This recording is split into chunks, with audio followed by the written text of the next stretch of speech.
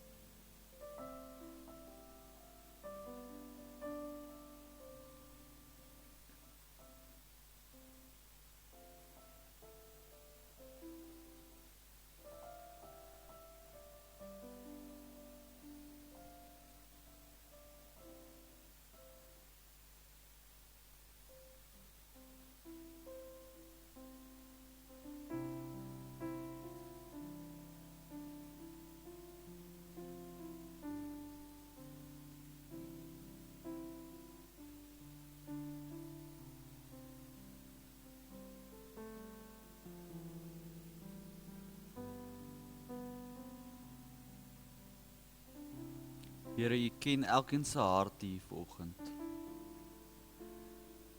En ons wat bely, ons is U kinders, deel gemaak van U huisgesin deur Christus Jesus. Here, vanoggend vra ons ook Ons wil U Vaders hart ken. Kom openbaar dit vanoggend aan ons. Werk in ons en deur ons. Deur die Gees. Amen. Ek open vanoggend met die woorde van Psalm 136, wat sê, loof die Here, want hy is goed. Aan sy liefde is daar geen einde nie. Loof die oppermagtige God, aan sy liefde is daar geen einde nie. Loof die magtigste van alle maghebbers, aan sy liefde is daar geen einde nie. Ek groet julle vanoggend met die volgende woorde, genade en vrede vir julle, van God ons Vader en die Here Jesus Christus, deur die werking van die Heilige Gees. Kom ons staan nou saam as gemeente en sing tot hierdie God wat ons liefhet. Kom ons staan.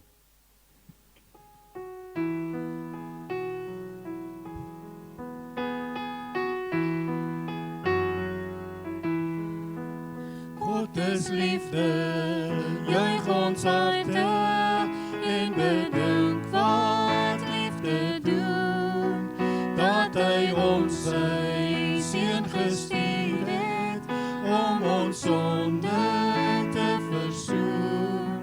God is liefde, juig ons harte en bedink wat liefde doen, dat hy ons sy seun gestuur het om ons sonde te versoen. Hy wat eerste lief gehad het, het in liefde ons vergeef.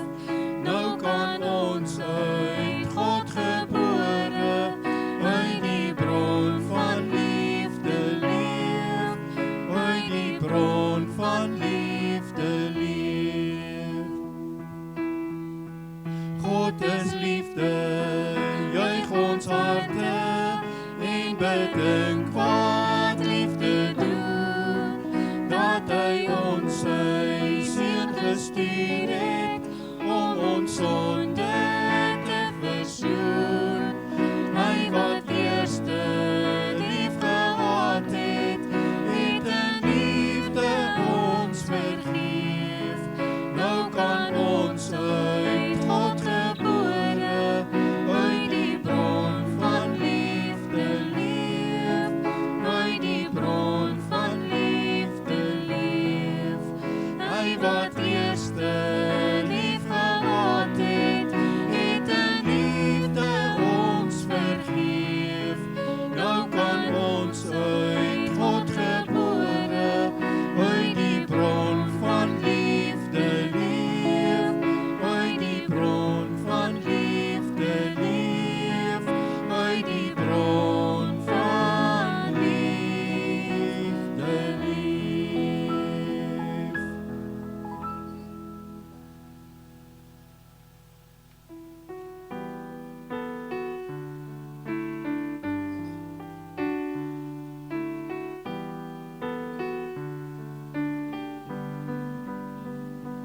Aan die voete, Heer, is die beste plek. Daarom kniel ons voor U neer. Om by U te wees is die grootste eer. Daarom buig ons voor U neer. Ja, ons verkies nou om by U te wees en om na U te luister.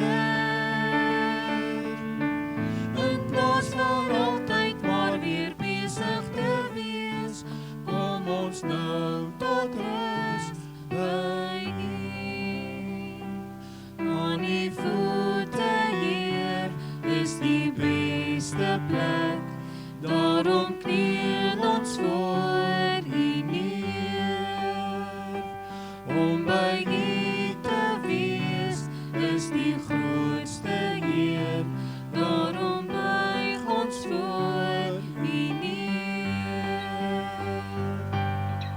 En ons verlang na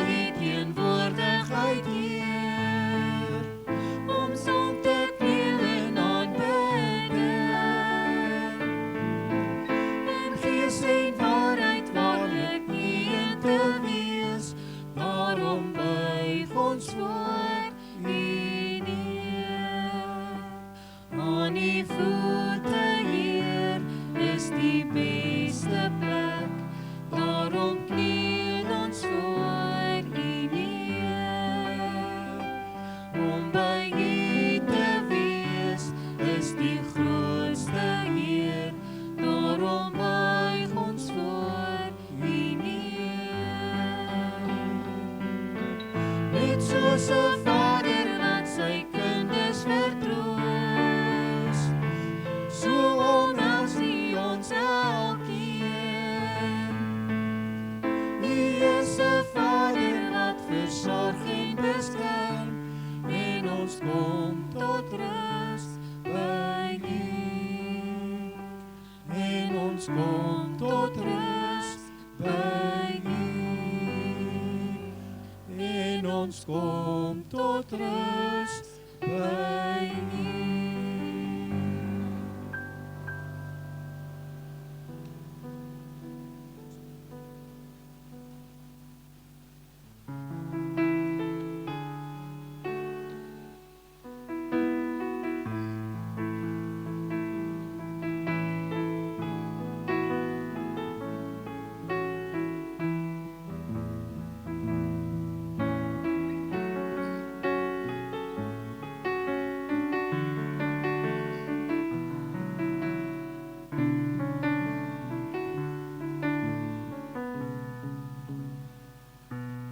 Meer as rykdom, meer as mag, as die skoonheid van sterre in die nag. Meer as wat ons ooit op aarde wen, is dit werd, o Heer, om U te ken.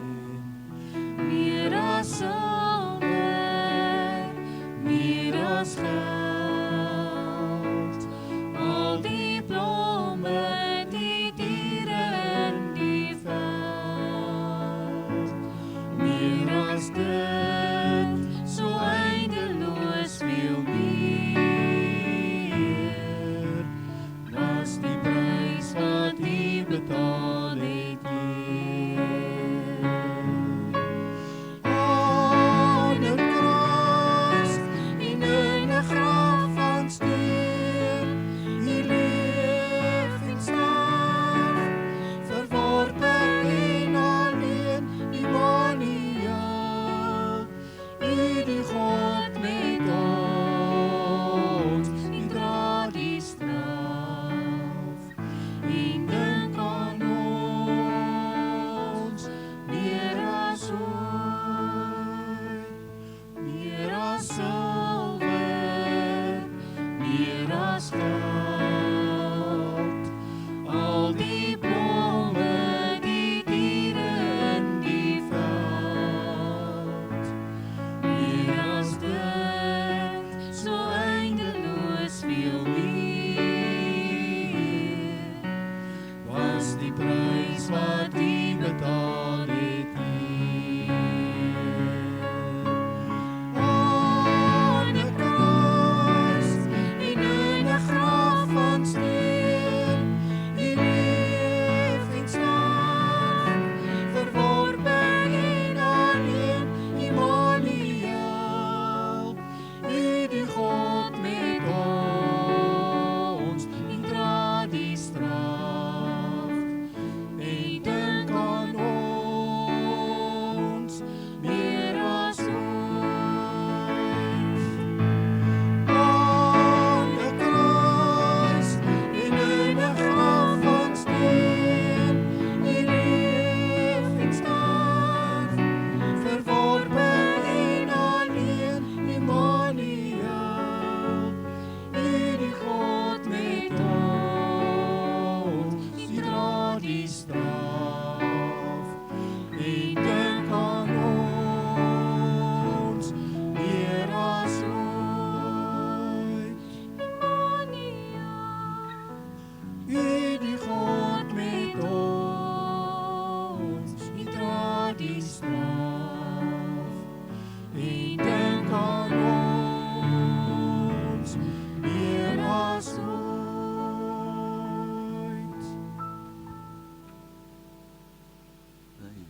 Amen. Kan maar sit, baie dankie.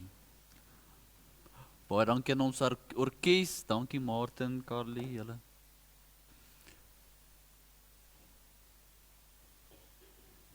Voor ons gaan besig wees met die lewendige skrif van God, die lewendige woord van God. Kom ons bid net saam as gemeente.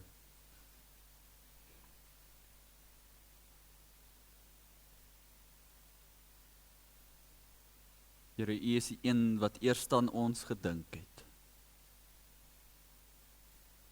Here, al voor tyd self het U ons geken.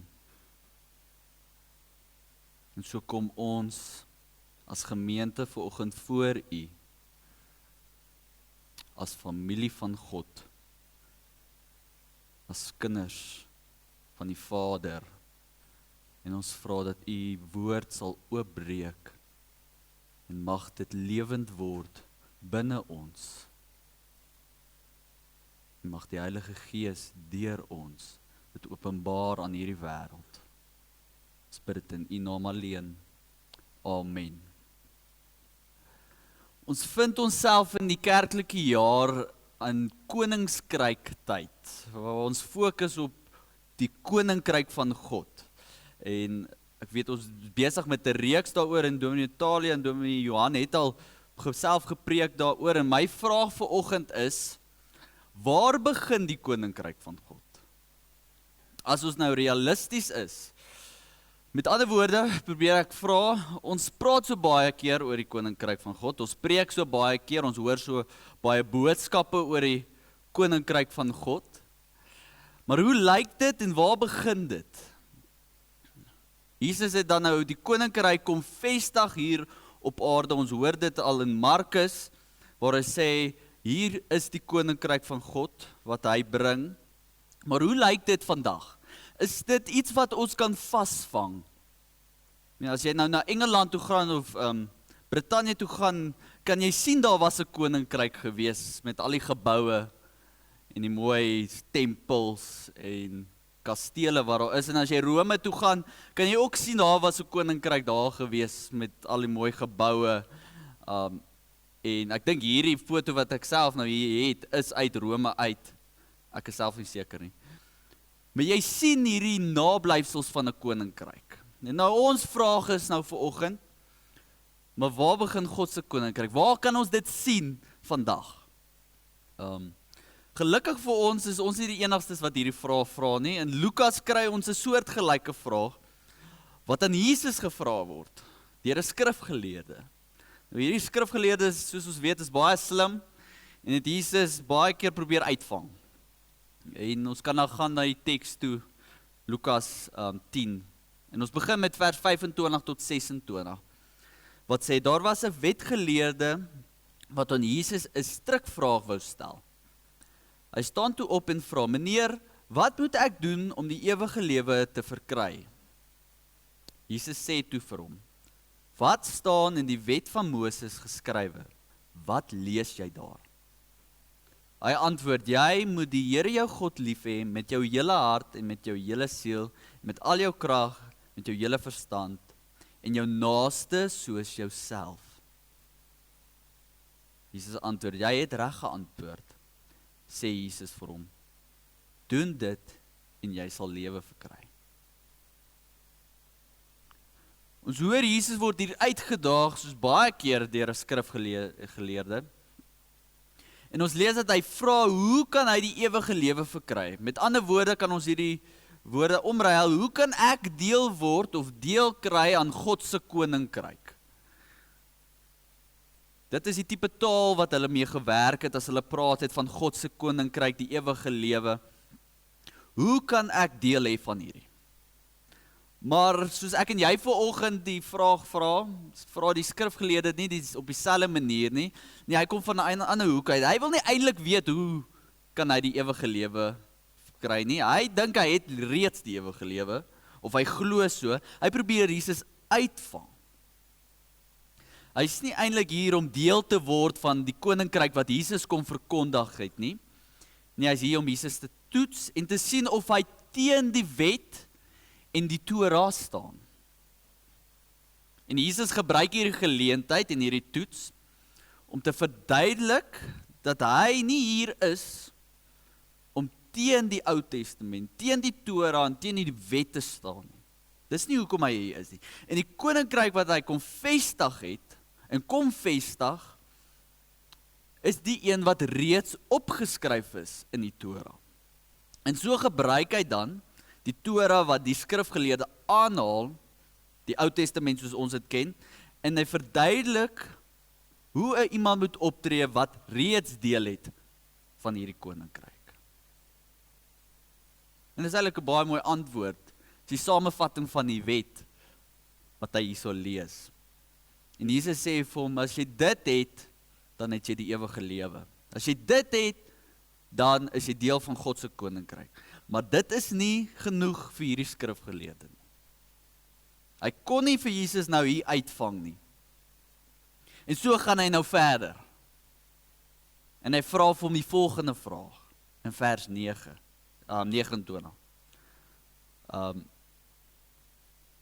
Maar die wetgeleerde wat homself handhaaf en vra vir Jesus, en wie is my naaste?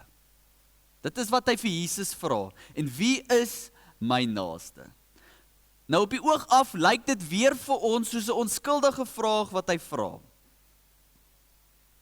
Maar eintlik, as jy die konteks ken en die agtergrond ken, is dit nie so onskuldig nie.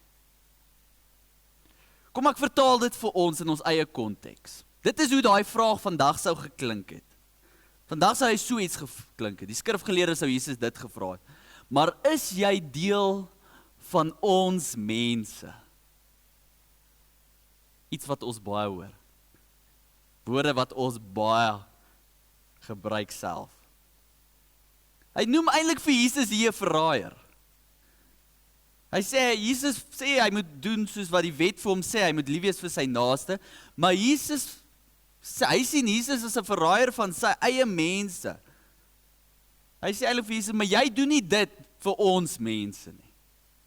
Jy is eintlik besig om dit vir hulle te doen, of die ander mense. En noem Jesus hier iemand wat die Jode nie as sy naaste sien nie. Iemand wat sy rug gedraai het op sy eie mense. Hoeveel keer hoor ons nie dieselfde woorde nie? Maar dit is ons mense en dit is hulle mense. Dit mag dalk klink soos 'n onskuldige vraag wat hierdie skrifgeleerde vra, maar dit is eintlik een wat gemik is om diep te sny en seer te maak. Ek meen, hoe sal jy voel as iemand vir jou sê, jy verraai jou eie mense? Dis verskriklike woorde.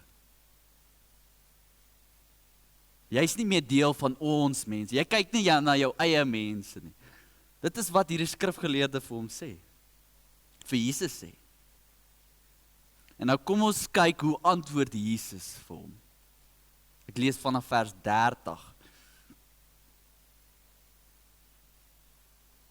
Jesus gaan toe nader daarop en deur te sê, toe 'n man eenmaal op pad was van Jerusalem af na Jerigo toe, het rowers hom aangeval. Hulle het hom kaal uitgetrek en hom geslaan dat hy half dood bly lê en toe pad gegee. Dit gebeur toe dat daar 'n priester met daardie pad langskom.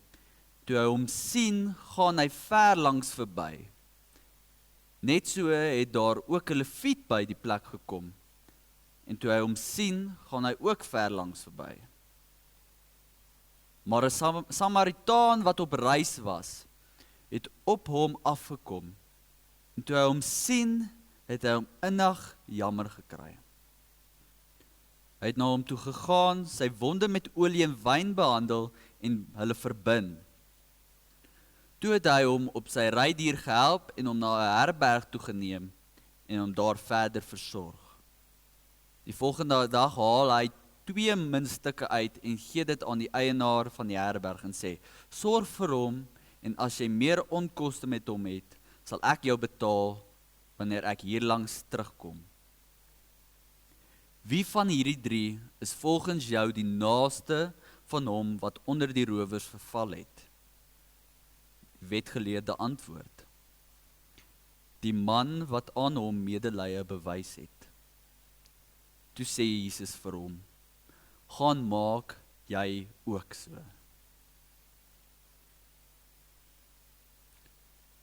Jesus antwoord hierdie skrifgeleerde eintlik so mooi, nie in haat of in wraak nie, want hierdie skrifgeleerde het eintlik Jesus nou beledig. Nee, hy vertel vir die skrifgeleerde hoe iemand moet optree, wat nie eers 'n Jood is nie iemand wat 'n spesifieke groep of 'n kultuur afkom nie. Hy vertel nie vir hom hoe iemand behoort op te tree wat deel is van ons mense nie. Nee, hy vertel vir hierdie skrifgeleerde hoe iemand behoort op te tree wat deel het aan God se koninkryk. Hy vertel vir hom hoe iemand wat reeds die ewige lewe ontvang het, behoort te reageer op hierdie situasie, op sy naastes. En so openbaar hy dit deur die storie te vertel van 3 mans wat verby 'n halfdooie lijk of 'n persoon loop. Nou ek en jy kan hierdie verhaal lees en ons het seker al baie en baie van ons het dit al baie gehoor. En ons kan nie glo, meeste van ons, ek het dit self gedoen, ons kan nie glo dat hierdie leviet en hierdie priester net verbyloop nie. En ons dink baie keer, ons sal nie dieselfde doen nie. Ons sit onsself in die Samaritaanse voete, ons dink ons sal so optree. Ons sal dadelik stop en dadelik help. Hoe kan hierdie priester en hierdie leviet verbyloop? Maar as ons nou na die agtergrond kyk en sien ons dat daar's eintlik op 'n mate kan ons verstaan waarom die priester en die leviet dit doen. En volgens navorsing en teoloë wat baie slimmer is as ek en jy, het hulle gekyk na die omgewing en waar hierdie storie afspeel en daar's 3 hoofredes waarom teoloë sê dit heel waarskynlik verstaanbaar is dat die priester en die leviet verbyloop.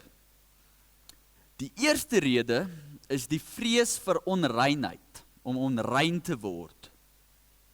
Nou soos ons weet, die Jode is baie gefokus, of was veral baie gefokus om rein te wees. En in die Ou Testament en in die wette het ons hier baie spesifieke en streng reëls oor reinheid en skoonheid. Om te verseker dat 'n persoon nie net fisies skoon bly nie, maar geestelik ook skoon bly. En 'n paar van hierdie wette het veral streng gegaan oor bloed, dooie liggame en siekes. So wanneer jy as 'n Jood, as hierdie priester of hierdie leviet aan 'n dooie liggaam gevat het, of aan iemand wat siek was gevat het, dan was hulle nie meer rein nie. Dan was jy nou vuil. En dan moet jy nou op 'n manier skoon kom. En so het hulle 'n klomp stappe, in Levitikus gaan jy dit kan lees, 'n klomp stappe wat jy nou eers moet volg, om skoon te word, om weer rein te word. En glo dit of nie, hierdie stappe is nie vinnig nie. Dis nie net van, ek was gou myself skoon en dan gaan ek aan nie. Nee. Baie van hierdie reinheidswette en stappe vat dae, partykeer weke, voor jy weer rein is. En dit is veral moeilik vir die priester en die leviet, want hulle kan dan nie as onrein is in die tempel ingaan nie. Jy moet skoon en rein wees om in die tempel in te gaan. En vir die priester en die leviet wat werk in die tempel en weekliks daartoe gaan, kan hulle nie eintlik bekostig om nou onrein te word nie. Daarom is hulle gelos met hierdie moeilike keuse. Gaan ek nou die regte ding doen en in liefde optree en myself onrein maak deur hierdie halfdooie persoon te help? Wel, dit gaan my lewe nou ongemaklik maak, want nou kan ek nie in die tempel ingaan nie, ek kan nie my werk doen nie, ek moet dan deur hierdie lang strafproses gaan om skoon te word, en dis net nie maklik nie, dit is net nie 'n lekker opsie nie. So nie albei van hulle kies die gemaklike opsie, die een wat my geen moeite kos nie. So ja, die ou gaan waarskynlik doodgaan hier langs die pad, maar gelukkig, daarom bly ek rein. Daarom bly ek skoon. Daarom kan ek nog my werk doen en daarom kan ek nog in die tempel ingaan. Hoeveel keer gooi ek en jy nie ook 'n blinde oog, want dit is vir ons gemakliker nie. Want ons staan terug en sê, ek hou my eie hande skoon. Ja, hierdie ou kan dalk doodgaan langs die pad, maar ek hou my eie hande skoon, dis makliker vir my. Die tweede rede gaan oor status. Nou, as jy gaan kyk na die antieke wêreld, en soos vandag ook, gaan alles oor status. En jou plek in die gemeenskap gaan oor die status wat jy beklee daarbinne. En so het hierdie leviet en hierdie priester baie goeie status in die Joodse gemeenskap. Wel, hulle moet hê, hulle is skrifgeleerdes, hulle ken die wet, en hulle werk in die tempel. En as hulle nou gevang word met hierdie halwe dooie man en om hom te help, dan sou hulle verseker hulle status en mag in die gemeenskap in gedrang gebring het. So hulle albei moet nou weer besluit, gaan hulle die regte doen om hierdie ou te help wat half dood lê langs die pad, maar hoekom lê hy daar, so vra hulle self eers. Dalk verdien hy dit, dalk het hy iets sleg gedoen, dalk straf God hom. So kom ons hou net ons eie status en ons meng nie met hierdie ou nie. Hy verdien seker om daar te lê. So hulle doen nie die regte ding nie, hulle bekommer hulle self nie daaroor nie. Nee, hulle is te bekommerd oor wat ander mense gaan sê, wat hulle dalk gaan sien, as hulle hierdie man help. Ja, die man mag dalk half dood lê en besig gewees om dood te gaan, maar daarom kyk mense my nie in my gemeenskap my snaaks aan nie. Daarom is niemand kwaad of ongelukkig met my omdat ek hom gehelp het nie. Daarom behou ek my status. Dis een van die opsies. En hoeveel keer gooi ons vandag nog 'n blinde oog, want ons is bang vir ander se opinies en vir ons eie reputasies.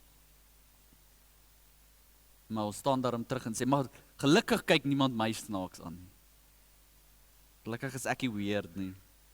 Gelukkig is ek nie anders nie. Die gemeenskap aanvaar my soos ek is. Ek hou van my plek hier, my status wat ek ontvang het. Die derde rede, moontlike rede en die laaste een wat ek nou noem, maak vir ons seker die meeste sin. En dit is oor die veiligheid van die priester en die leviet. Om hierdie man te help, sou heel waarskynlik te gevaarlik gewees het vir hulle.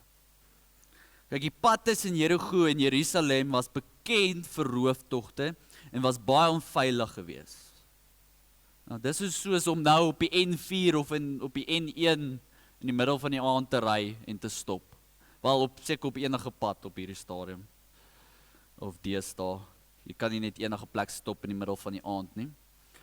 En die priester en die leviet het ook heel waarskynlik gevrees vir hulle eie lewe en wou nie help nie, want anders was hulle eie lewe in gevaar gewees. En dalk het hulle gedink, maar hier kan 'n lokval wees deur die rowers, wat hulle probeer intrek wanneer hulle hierdie persoon probeer help, dan sal hulle hom ook aanval en hulle ook beroof en ook dalk doodmaak. So ook kon hulle 'n blinde oog gooi, want dit was vir hulle die veiliger opsie. Ek dink hierdie is die mees realistiese rede vir my en jou, in die plek waar ons woon, in die land waar ons woon, die paaie wat ons ry. Want ek dink as ek vanoggend vra, hoeveel van ons sal nou in die middel van die aand stop vir 'n kar wat langs die pad afgebreek het? Weet ek nie hoeveel van ons sal sê ons sal nie. As ek eerlik wees, dink ek ook nie ek sal nie. Nee, meeste van ons sal verbygaan, want dit is vir ons die veiliger opsie. En nou kom ons by die hooffokus van hierdie storie. Die optrede van die Samaritaan. Dis eintlik vir my baie snaaks, en ek sê dit myself in die bootjie ook, as ons hierdie storie begin lees, kan ons nie onsself insien as die leviet en die priester nie. Ons sien onsself elke keer as die Samaritaan. Maar vir my, veral deur die week hoe ek met hierdie teks gewerk het en die agtergrond gelees het, het ek net meer en meer besef, maar hierdie priester en hierdie leviet klink vir my baie bekend, want dit klink baie soos my eie optredes, meeste van die keer. Maar as ons nou kyk na die Samaritaan en sy agtergrond, het hy eintlik meer redes as die leviet en die priester om nie te stop nie. Hy het meer redes om net verby te gaan. Soos nou net gesê het, as ons luister na die redes van die leviet en die priester, kan dit eintlik vir ons sin maak. Ja, dis dalk nie reg wat hulle doen nie, maar dit is verstaanbaar. Nou kom ons kyk na die agtergrond van die Samaritaan. Nou vir die wat nie die geskiedenis ken tussen die Jode en die Samaritane nie, dit strek so 700 jaar terug voor Christus se geboorte, waar daar 'n groot skeiding gebeur het in Israel, waar die noorde en die suide van mekaar af geskei het. Oor verskeie redes. En die noorde het bekend gestaan as Samaria en die suide as Judea. So kry ons die Samaritane en die Jode. En hulle het niks van mekaar gehou nie. Hulle wou mekaar dood hê. Hulle het mekaar vervolg, hulle het mekaar so gehaat, dit dink aan die oorlog tussen Israel en Palestina nou. Jy kan amper dit direk vergelyk, die haat tussen daai twee groepe en die haat tussen die Samaritane en die Jode. En so kan 'n Samaritaan nie in Judea kom nie en 'n Jood kan nie in Samaria kom nie. Dit is ongehoord. Jy kom net nie daar nie. Want eers stel jy jouself jou eie veiligheid in gedrang. Hulle gaan jou heel waarskynlik vervolg, besteel en dalk doodmaak. En jou eie mense gaan jou sien as 'n verraaier, want wat maak jy daar? Klink weer vir ons bekend. Wat maak ons mense by hulle? Wat maak hulle mense tussen ons? Dit is hoe hulle dit gesien het. En hier in die storie wat Jesus vertel, gebeur die ondenkbare. Die Samaritaan kom verby 'n Jood. Nie een van sy mense nie, een van hulle mense. En hy het al die rede om verby te gaan. En hierdie ou te los, laat hy doodgaan. Want wat sou dit die Samaritaan kos? Wel, het sou meer kos as die priester en sou meer kos as die leviet. Inteendeel, het sou hom alles gekos het. Want as hy gestop het vir hierdie persoon, vir hierdie Jood, kon ander Jode hom gesien het en gedink het, dit is hy wat hom besteel, dis hy wat hom probeer doodmaak, en hulle kon hom ook doodgemaak het. Aan die ander kant, kan ander Samaritane hom gesien het, 'n Jood help, en hulle kon hom daarvoor vervolg het. En gesê, maar hoekom help jy hulle mense? Los hom, laat hy doodgaan. En dit kon so erg gewees het, en dit het regtig gebeur, hulle kon hom uitgeskop het, uit die gemeenskap uit. Uit Samaria uit, ekskuus. So as ons na die storie kyk, dan sou dit die Samaritaan alles, maar alles gekos het.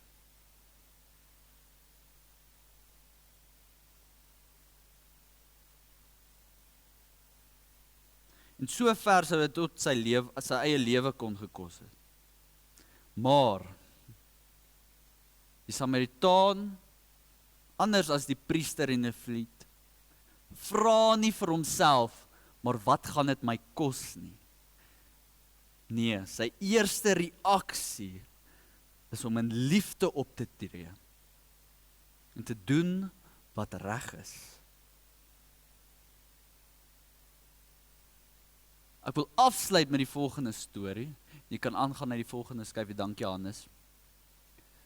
Wat vir my baie mooi pas, die volgende, ekskuus, by hierdie verhaal. As jy nie daar kan lees, ek gaan vir julle vertaal ook waar daar staan. Dit is 'n storie wat 'n dokter in Amerika gedeel het van een van sy pasiënte op Twitter. Hy vertel dat hy geopereer het op 'n klein dogtertjie, maar hulle het 'n probleem gehad. Hierdie klein dogtertjie se bloedtipe was O-negatief en hulle het niks gehad nie. Maar die klein dogtertjie het 'n tweeling boetie gehad. So toe gaan die dokter en hy vra vir hierdie tweeling boetie en hy probeer vir hom verduidelik dat sy sussie het sy bloed nodig en dit is 'n saak van lewe en dood. Op die mooiste manier wat hy moontlik kan, probeer hierdie dokter vir hierdie klein seentjie verduidelik. Luister, ons het jou bloed nodig vir jou sussie se oorlewing. En die klein seentjie sit en hy dink 'n oomblik en daarna staan hy op. Hy gaan en hy groet sy ma en sy pa en al hoe braaf loop hy saam met die dokter na die spreekkamer toe. En nadat die dokter sy bloed getrek het, vra die seentjie vir die dokter. Nou dokter, wanneer gaan ek doodgaan? Sien, hierdie seentjie het gedink wat die dokter eintlik vir hom vra is, ek kort jou bloed sodat jou sussie kan oorleef, maar jy gaan dan doodgaan. Die seentjie dog, die dokter vra dat hy sy eie lewe moet opoffer, sodat sy sussie kan leef. En sonder om enige vrae te vra vir sy ma of vir die dokter, het hy opgestaan, sy ouers gaan groet vir die laaste keer volgens hom, en braaf saam die dokter geloop, om sy sussie te red. Gelukkig weet ons dat albei van hulle alright is in lewe en vryskot uit die operasie gekom het. Maar ek dink hierdie dokter was so onkant gevang, dat hy dit moes deel met die wêreld. Want wat hierdie dokter beleef het in daai oomblik, was nie net 'n seentjie wat lief was vir sy sussie nie. Nee, hy het ook iets beleef van God se koninkryk. Sien, Jesus eindig hierdie verhaal in vers 37 met die volgende woorde. Gaan, maak jy ook so. Sien, ons as Christene vandag, ons wat al reeds deel het aan God se koninkryk en die ewige lewe ontvang het, moet in elke situasie nie meer vra, maar wat gaan dit my kos nie? Nee, ons moet eerder vra, maar wat beveel Jesus Christus my om te doen? Al kos dit my lewe. En soos hierdie seentjie moet ons sonder huiwer kan optree soos mense wat reeds die ewige lewe ontvang het. Maar hier kom die moeilike deel in vir my en jou. Dit is nog op 'n mate vir ons maklik of makliker om dit te doen vir ons sussie of ons boetie, ons gesin, ons man of ons vrou, vir ons kinders. Dit is nog dalk vir ons maklik om dit te doen vir ons familie. Dit is dalk nog maklik om dit te doen vir ons vriende. Want ons sien hulle as ons naaste. Maar nou as Christene moet ek en jy besef, nou as deel van God se koninkryk, moet ek en jy besef dat ons naaste is nie net meer hierdie klein groepie mense nie. Nee, omdat ons Christene is in God se koninkryk, is ons naaste nou elkeen waarvoor Jesus Christus aan die kruis gesterf het. Dis wie jou naaste is. Dis wie my naaste is. Dit is nou wie ons mense is. Die wat Jesus Christus bereid was om voor te sterf op 'n kruis. Daar is nie meer ons en hulle nie. En dit is in hierdie oomblikke, in hierdie situasies, wanneer ons so begin reageer in ons lewe. Dit is waar God se koninkryk realiteit word.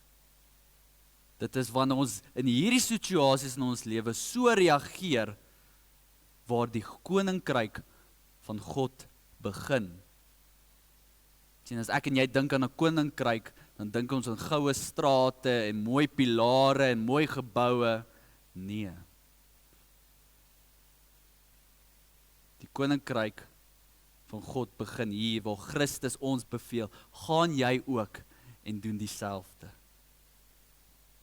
Jesus beveel ons, gaan en doen so, ten spyte wat dit jou gaan kos. Want so kom God se koninkryk aarde toe. Kom ons bid saam.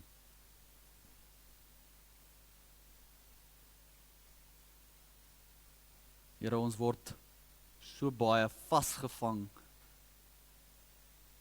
in die wêreldse manier van dink en die wêreldse manier van doen. En so vasgevang in retoriek oor hulle en ons.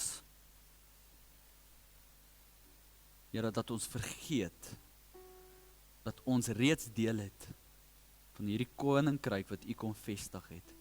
Here, dat ons vergeet dat ons reeds deel het van die ewige lewe. Here, mag ons dan nou, wanneer ons die koninkryk van God soek, en waar hy begin soek, mag ons dan draai na ons naaste toe eerste.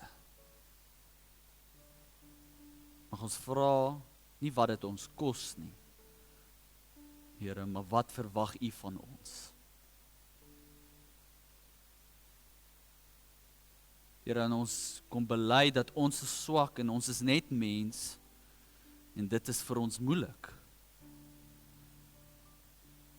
Daar ons vra ons in elke situasie, mag ons op U steun. Here, mag ons na U Heilige Gees luister. Mag dit U volheid wees, U volle Gees wees wat binne ons werk, Here.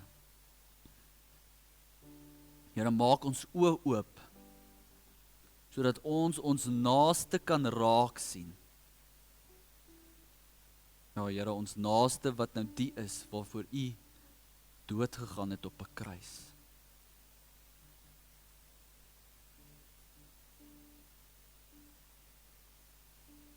Werk in ons, Here, maar ook deur ons. Mag U koninkryk kom, en mag ons naaste lief hê, soos onsself. Amen. We gaan nou geleentheid gee vir die kollekte om opgeneem te word. Baie dankie julle.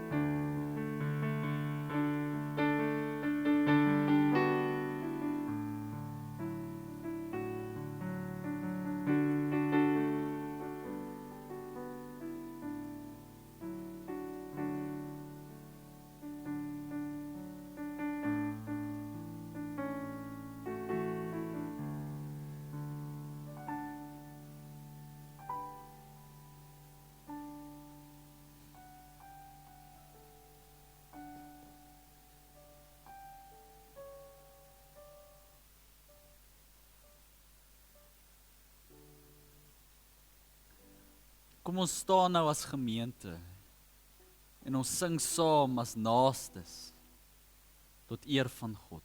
Kom ons sluit af.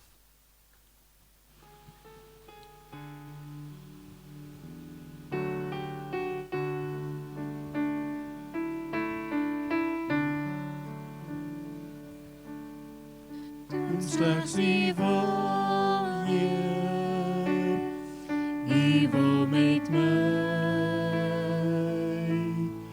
U pottebakker, met my die klei, vorm my en maak my, net soos U wil,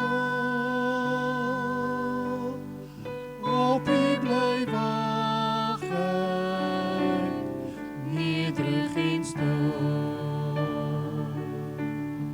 Doen slechts U wil, Heer, U wil met my.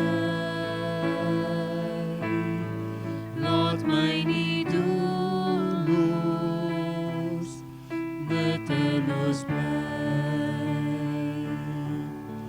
U is die lewe, wil my herskep. U weet die beste, net U kan red. Hou my gewillig onder U hand, lei my emosies,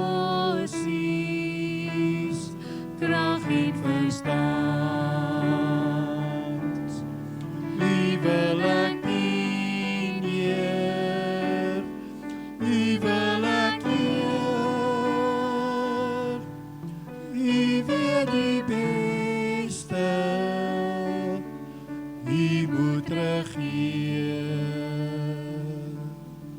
U weet die beste, U moet regeer.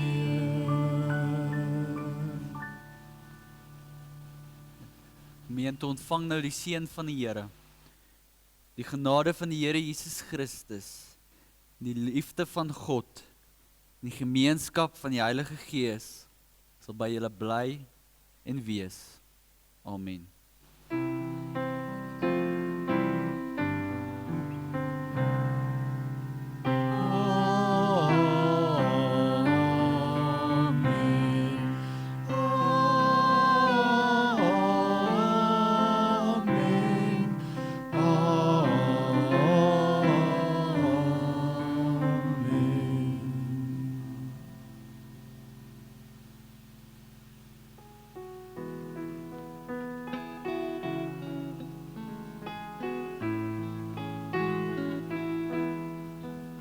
God is liefde,